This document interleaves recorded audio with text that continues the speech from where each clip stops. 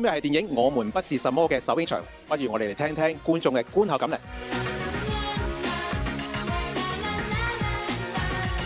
喺睇套戲嘅期間咧，覺得非常之壓抑啦，而係一種好嘅壓抑，因為佢 speaks to 好多我哋平時會經歷嘅一啲不公義嘅問題。非常欣賞邱導演用即係短短2個鐘嘅時間入面，沒有旁枝，沒有廢話咁樣去講述一啲好活生生嘅故事。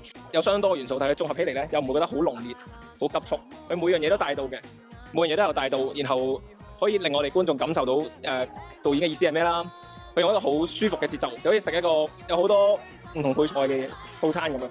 正，佢帶出咗好多社會嘅問題出嚟。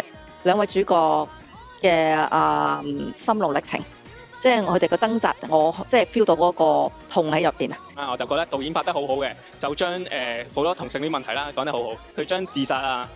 又或者香港好多議題做得好好。